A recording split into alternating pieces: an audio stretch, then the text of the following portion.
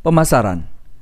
Pemasaran bukanlah hal baru di dunia ekonomi, baik ekonomi konvensional maupun ekonomi syariah. Pemasaran adalah jantung dari perekonomian. Pemasaran adalah ujung tombak dalam grafik penjualan perusahaan, dan pemasaran merupakan penentu masa depan perusahaan. Menjadi marketing bukanlah pekerjaan yang mudah. Marketing dituntut untuk memiliki ilmu psikologi yang bagus, analisis data yang handal, dan ilmu menjalin komunikasi yang baik dengan calon pembeli. Tujuannya cuma satu, calon pembeli mau closing atau membeli produknya. Maka menjadi seorang marketing harus memiliki jam terbang yang tinggi, karena semakin banyak orang yang ditemui akan menambah pengalamannya dalam menghadapi berbagai macam karakter calon pembeli. Dan sebelum terbang tinggi, seorang marketing harus memahami ilmu dalam marketing itu sendiri. Era sekarang tidak hanya dituntut kerja keras, namun juga kerja cerdas. Lebih-lebih seorang muslim harus memahami bagaimana menawarkan, mengiklankan, mengkomunikasikan dengan calon pembeli menggunakan cara-cara yang sesuai dengan nilai-nilai agama.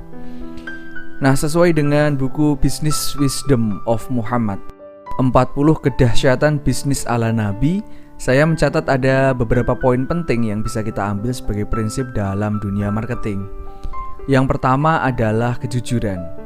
Jujur sudah menjadi branding Rasulullah SAW. Jujur itu ringan diucapkan namun berat dilakukan. Seperti tidak mengurangi timbangan, menjelaskan bila ada cacat pada barang, menjaga kepercayaan pembeli. Nah, untuk yang satu ini daripada perang tarif lebih baik meningkatkan kualitas barang. Yang kedua, yang halal itu lebih baik. Tidak menjual barang yang dilarang oleh syariat maupun pemerintah, baik barangnya maupun sistemnya. Barang tidak mengandung babi, tidak ada akad ribawi, tidak ada gharar, tidak ada maisir, bukan barang ilegal, bukan barang curian, dan menjual dengan harga yang wajar.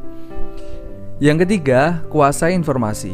Orang mau membeli itu karena butuh, maka berikan informasi yang utuh tentang produkmu dan pahami selera konsumenmu.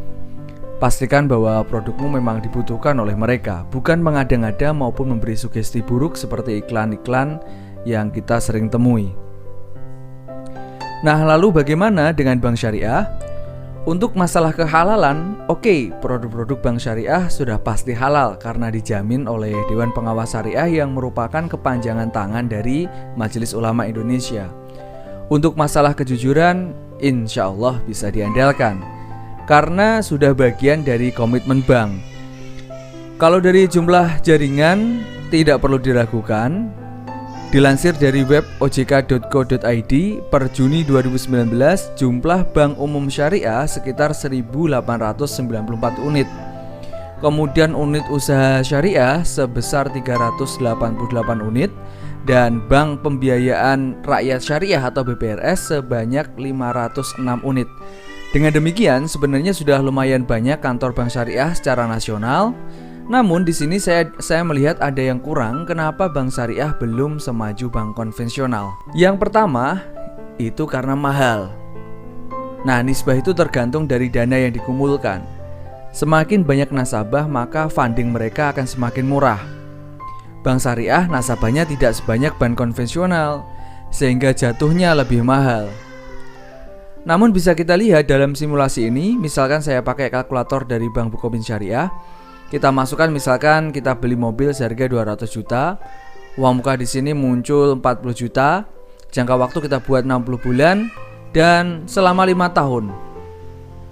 Di sini muncul angsuran per bulannya sebesar 3,8 juta ya, atau tepatnya 4 juta kurang 100 ribu lah di sini. Sedangkan bila kita coba di simulasi BRI, kita lihat di sini uang mukanya 50 juta. Ada biaya-biaya, kemudian jatuhnya 3,187 atau 3,2 juta, sehingga ada selisih sekitar 700-an ribu. Nah, jadi lebih mahal di DP, tapi jatuhnya angsuran akan lebih murah. Jadi saya melihat di sini sebenarnya tidak ini ya, ya jauh ya. 700 ribu itu kalau kita kalikan 60 bulan, ya lumayan hasilnya. Yang kedua, masalah pengetahuan. Ketidaktahuan masyarakat akan lembaga syariah dapat menjadi salah satu alasan yang cukup penting untuk tidak menggunakan produk syariah.